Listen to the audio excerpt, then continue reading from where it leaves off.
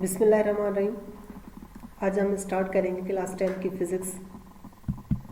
Unit 10 है हमारे पास simple harmonic motion and waves.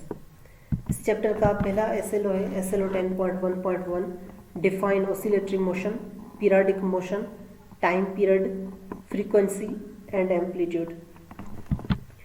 सबसे पहले हम देखते हैं periodic motion. Any motion which repeats itself in fixed interval of time is called periodic motion. वो मोशन जो रिपीट होता रहे एक फिक्स इंटरवल ऑफ टाइम के बाद, तो ऐसे किस्म की मोशन को पीरियडिक मोशन कहते हैं। एग्जांपल्स देखते हैं। The motion of hands of कलाक, जो कलाक की नीडल्स होती हैं उनकी जो मोशन होती है वो पीरियडिक मोशन होती है। रेड नीडल है जो सेकंड्स वाली, तो इसकी मोशन यहाँ से स्टार्ट होगी और ये अपनी मोशन को रिपीट करती रहेगी आफ्टर एवरी 60 सेकंड्स। तो 60 सेकंड्स के बाद ये अपना मोशन रिपीट करती रहेगी, तो इसकी जो मोशन होगी वो पीरियडिक होगी, क्योंकि ये जो रेड नीडल है ये अपनी मोशन को रिपीट कर रही है एक फिक्स इंटरवल ऑफ टाइम के बाद। वो जो फिक्स इंटरवल है वो 60 सेकंड्स है हमारे पास। हर 60 सेकंड के बाद वो अपनी मोशन को रिपीट करती रहेगी, तो ये रेड नीडल की जो मोशन होगी वो भी पीरियडिक मोशन होगी। उसके अलावा ये जो मिनट्स वाली होती है, मिनट्स वाली नीडल होती है, ये भी अपनी मोशन रिपीट करती रहती है आफ्टर एवरी 60 मिनट्स। 60 मिनट्स के बाद ये अपनी मोशन को रिपीट करती रहती है, तो इसकी मोशन भी पीरियडिक मोशन हुई, लेकिन इसका जो टाइम पीरियड है वो 60 मिनट्स है। जो रेड नीडल का था वो 60 सेकंड्स था टाइम पीरियड, और मिनट्स वाली नीडल के लिए जो टाइम पीरियड होगा वो 60 मिनट होगा। ऐसे ही हमारे पास जो क्लॉक वाली नीडल होती है वो भी अपनी मोशन को रिपीट करती रहती है आफ्टर एवरी 12 आवर्स। 12 घंटे के बाद वो भी अपनी मोशन को रिपीट करती रहती है, तो क्लॉक वाली नीडल की भी जो मोशन होगी वो पीरियडिक मोशन होगी, और इसका जो टाइम पीरियड होगा वो 12 आवर्स 12 घंटे होगा। उसके बाद है हमारे पास motion of earth around the sun. Motion of earth around the sun, earth की जो मोशन होती है सन के अराउंड वो भी पीरियडिक होती है। अर्थ अपनी मोशन रिपीट करती रहती है 1 साल के बाद। सन के अराउंड अर्थ अपनी मोशन रिपीट करती है 1 साल के बाद, तो इसकी जो मोशन होगी वो भी पीरियडिक होगी, क्योंकि ये अर्थ अपनी मोशन रिपीट करती रहती है after every 1 year. Next example देखते हैं। Heart beat of a person. Heart beat of a person, जो हार्ट बीट होती है एक पर्सन की, वो भी एक फिक्स इंटरवल में होती है। 0.83 सेकंड में एक बार हार्ट बीट होती है, तो इसके लिए भी जो टाइम पीरियड है वो फिक्स है 0.83 सेकंड। तो हार्ट बीट जो होती है उसकी मोशन भी पीरियडिक मोशन होती है, क्योंकि एक बार हार्ट बीट होती है 0.83 सेकंड में, तो हार्ट बीट भी जो हार्ट की मोशन होगी वो भी पीरियडिक होगी। उसके बाद है मोशन ऑफ हेलिस कॉमेट। हेलिस कॉमेट की जो मोशन होती है सन के अराउंड, वो भी एक फिक्स इंटरवल ऑफ टाइम के बाद होती है, और इसकी मोशन रिपीट होती है, तो इस हेलिस कॉमेट की जो मोशन होगी वो भी पीरियडिक मोशन होगी, क्योंकि ये 76 ईयर्स के बाद अपनी मोशन को रिपीट करता है। तो हेलिस कॉमेट की जो मोशन हुई वो भी पीरियडिक मोशन हुई, क्योंकि वो मोशन को रिपीट करता है आफ्टर 76 ईयर्स, एक फिक्स इंटरवल ऑफ टाइम के बाद। तो नेक्स्ट एग्जांपल है हमारे पास मोशन ऑफ सिंपल पेंडुलम। ये जो पेंडुलम है ये भी 2 पॉइंट्स के बीच में, ए और बी के बीच में ऑसिलेट करता रहेगा, वाइब्रेट करता रहेगा, और इसकी जो मोशन होगी वो भी पीरियडिक होगी। क्यों पीरियडिक होगी? यहाँ पे देखें, ये जो हमारे पास टाइम पीरियड होता है इसका t = 2 पाई √L/g, ये टाइम पीरियड है सिंपल पेंडुलम का फाइंड करने के लिए। तो यहाँ पे g जो होती है वो सरफेस ऑफ अर्थ पे कांस्टेंट होती है 9.8 मीटर पर सेकंड स्क्वायर। बाकी वैल्यू ऑफ l पे जो l की वैल्यू होगी, ठीक है, तो वही हमारे पास टाइम पीरियड मिलेगा। अगर 1 मीटर लेंगे तो टाइम पीरियड 1 मीटर लेंथ के लिए मुख्तलिफ होगा, 2 मीटर लेंथ के लिए मुख्तलिफ होगा। ये होती है लेंथ ऑफ स्ट्रिंग। तो टाइम पीरियड हम फाइंड कर सकते हैं, चाहे वो पेंडुलम 1 मीटर लेंथ का हो या 2 मीटर लेंथ का हो। नेक्स्ट है motion of mass spring system. Mass spring system की जो मोशन होती है वो भी पीरियडिक मोशन होती है। ये हमारे पास मीन पोजीशन है, ये मीन पोजीशन है ब्लॉक की। अब जब इस ब्लॉक पे फोर्स लगाएंगे इस तरफ, तो ये स्प्रिंग एक्सपेंड हो जाएगा। जब ये स्प्रिंग एक्सपेंड हो जाएगा तो वो फिर स्प्रिंग फोर्स लगाएगा अपनी ओरिजिनल पोजीशन की तरफ, मीन पोजीशन की तरफ फोर्स लगाएगा, ठीक है, जिसको रिस्टोरिंग फोर्स कहते हैं। वो फिर क्या होगा, अपनी मीन पोजीशन पे आएगा, फिर यहाँ पे आके वो रुकेगा नहीं, इनर्शिया की वजह से वो फिर इस डायरेक्शन में मूव करेगा, तो ये यहाँ पे आ जाएगा। तो अब ये जो स्प्रिंग है वो इन दोनों पोजीशन के बीच में क्या करता रहेगा, वाइब्रेट करता रहेगा, ऑसिलेट करता रहेगा। तो इसकी जो वाइब्रेट करेगा या ऑसिलेट करेगा, इसकी भी मोशन पीरियडिक होगी। इसके लिए हम क्या करेंगे, इसका टाइम पीरियड फाइंड करने के लिए क्या फार्मूला होता है, t = 2 पाई √m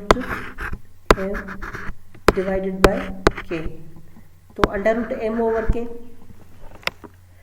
ये m जो होती है हमारे पास मास ऑफ ब्लॉक होता है, जो ब्लॉक का मास होता है वो, और जो k होता है वो स्प्रिंग कांस्टेंट, एक कांस्टेंट है, इसको बोलते हैं स्प्रिंग कांस्टेंट। तो हम टाइम पीरियड इसका भी फाइंड कर सकते हैं मास स्प्रिंग सिस्टम का।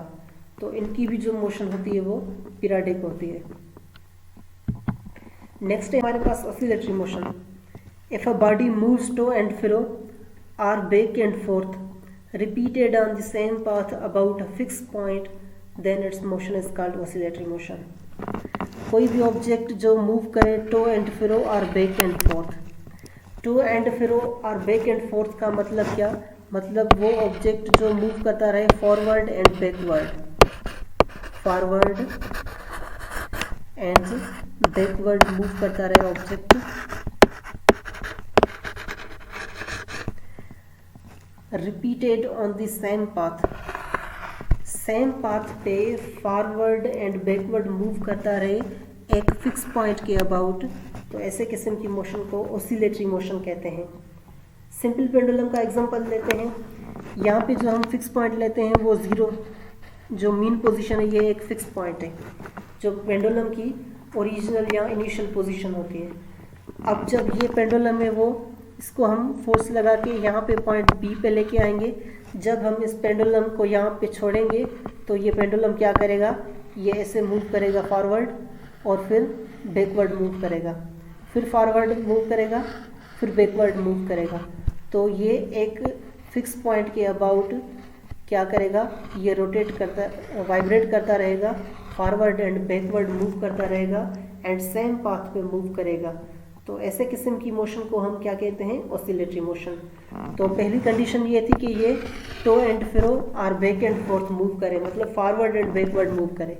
तो ये हमारे पास फॉरवर्ड और बैकवर्ड मूव कर रहा है। सेकंड कंडीशन ये थी कि repeated on the same path, वो सेम पाथ पे ही क्या करे, सेम पाथ पे ही वो फॉरवर्ड एंड बैकवर्ड मूव करे। ये एक्चुअल पाथ है उसका, तो ये हमारे पास फॉरवर्ड और बैकवर्ड सेम पाथ पे ही मूव कर रहा है।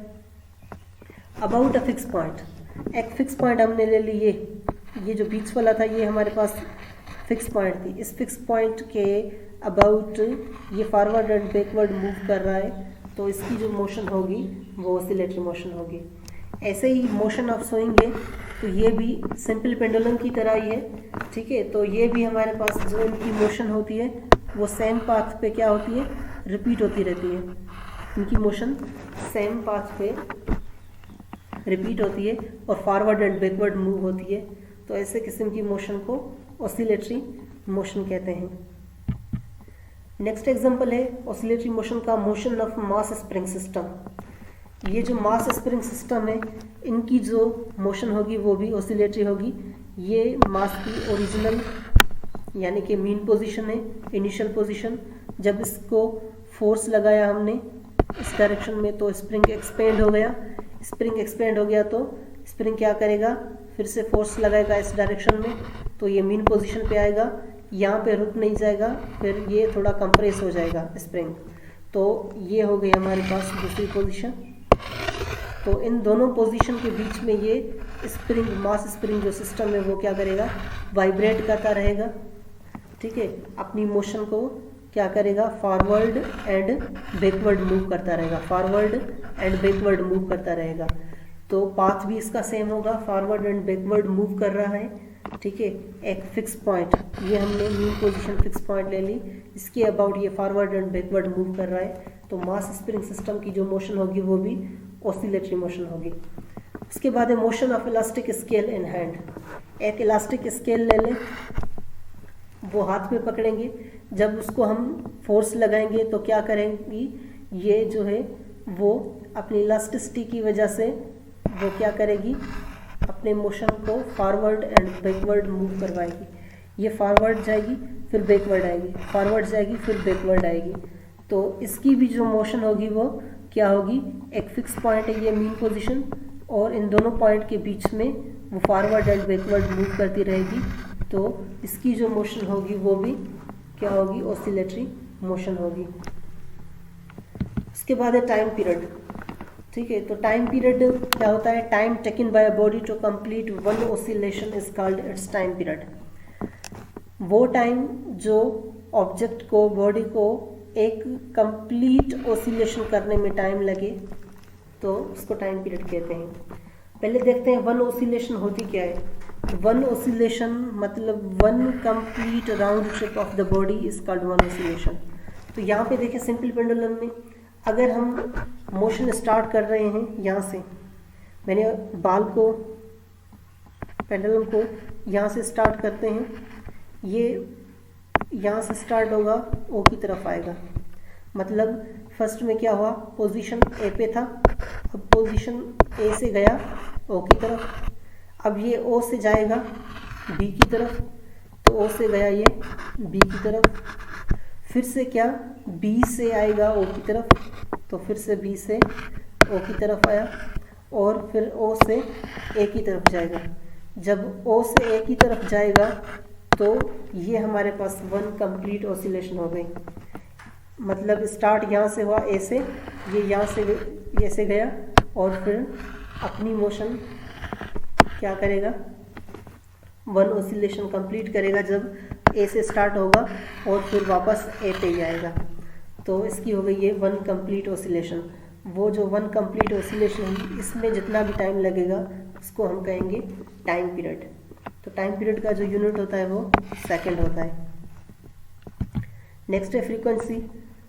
The number of oscillations completed in 1 second is called frequency. एक सेकंड में कितनी बार कोई भी ऑब्जेक्ट ऑसिलेट करता है तो उसको हम बोलते हैं उसकी फ्रीक्वेंसी। यहाँ पे देखें, ये जो है लेट सपोज इस से लेके यहाँ तक जो टाइम लगा वो लगा हमारे पास 1 सेकंड, और ये भी क्या होगा 1 सेकंड। तो यहाँ पे देखें इनकी जो ऑसिलेशन है वो ज़्यादा है, यहाँ पे जो ऑब्जेक्ट ऑसिलेट करता है वो ज़्यादा ऑसिलेट कर रहा है, और यहाँ पे जो ऑब्जेक्ट ऑसिलेट कर रहा है वो कम ऑसिलेट कर रहा है। तो यहाँ पे देखेंगे कि इसकी जो फ्रीक्वेंसी होगी वो हाई होगी, क्योंकि वाइब्रेशंस जितनी ज़्यादा होंगी उतनी फ्रीक्वेंसी ज़्यादा होगी। ये भी 1 सेकंड में वाइब्रेशंस हो रही हैं, ये भी 1 सेकंड में हो रही हैं। तो फ्रीक्वेंसी हम क्या कहेंगे, number of vibrations in 1 second. Number of vibrations in 1 second is called its frequency. Frequency क्या होती है, frequency which is equal to number of vibrations divided by 1 second. अब जितनी वाइब्रेशंस होंगी, लेट सपोज 10 वाइब्रेशंस है 1 सेकंड में, तो उसकी फ्रीक्वेंसी क्या हो जाएगी 10 हर्ट्ज। अगर 2 वाइब्रेशंस होगी तो 2 हर्ट्ज। फ्रीक्वेंसी का यूनिट क्या होता है? हर्ट्ज होता है। फ्रीक्वेंसी के दूसरे यूनिट भी होते हैं साइकिल पर सेकेंड और वाइब्रेशंस पर सेकेंड। नेक्स्ट है हमारे पास amplitude. The maximum displacement of the body on either side of its mean position is called its amplitude. जो मैक्सिमम डिस्प्लेसमेंट होता है, ठीक है, मीन पोजीशन के आइदर साइड, किसी भी साइड, ये मीन पोजीशन है, ये ऑब्जेक्ट यहाँ से लेके यहाँ तक गया, ये इसकी मैक्सिमम डिस्प्लेसमेंट हो गई, और ये ऑब्जेक्ट इस तरफ भी यहाँ तक गया, तो ये इसकी मैक्सिमम डिस्प्लेसमेंट हो गई। तो इस पॉइंट से लेके इस पॉइंट तक जो डिस्टेंस होगा उसको हम क्या कहेंगे? एम्पलीट्यूड। इसको भी एम्पलीट्यूड कहेंगे। लेकिन जब ऑब्जेक्ट यहाँ पे आ गया इस पोजीशन पे बीच में, तो इसको हम एम्पलीट्यूड नहीं कहेंगे, इसको जस्ट डिस्प्लेसमेंट कहेंगे।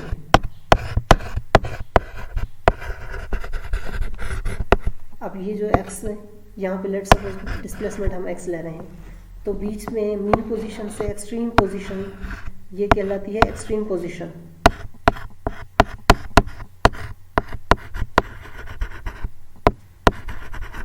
इस एक्सट्रीम पोजीशन से लेके मीन पोजीशन तक जो डिस्टेंस होता है वो एम्पलीट्यूड होता है। अगर वहाँ पे बीच में अगर हम क्या करें, कोई भी एक बीच में यहाँ तक जो डिस्टेंस लेंगे उसको हम डिस्प्लेसमेंट कहेंगे। लेकिन जो मैक्सिमम डिस्प्लेसमेंट होगी वही हमारे पास एम्पलीट्यूड कहलाएगा। और इस वेव के फॉर्म में भी ऐसे ही होगा, मीन पोजीशन से जो डिस्टेंस यहाँ से लेके यहाँ तक होगा ये एम्पलीट्यूड होगा, और यहाँ से लेके जो यहाँ तक नीचे तक होगा ये भी एम्पलीट्यूड होगा, क्योंकि ये हमारे पास मैक्सिमम है। अगर यहाँ से लेके पॉइंट यहाँ तक लेंगे तो ये हमारे पास मैक्सिमम डिस्प्लेसमेंट नहीं होगी। तो मीन पोजीशन से लेके जो मैक्सिमम डिस्प्लेसमेंट होगी वो हमारे पास क्या होगी? एम्पलीट्यूड कहलाएगी। एम्पलीट्यूड का यूनिट क्या होता है? मीटर होता है। ये जो आपने वेव में पढ़ा है, ये जो ऊपर वाली पीक है उसको क्रिस्ट बोलते हैं, इसको ड्रिफ्ट बोलते हैं। तो ये था हमारे पास फर्स्ट SLO। Thank you.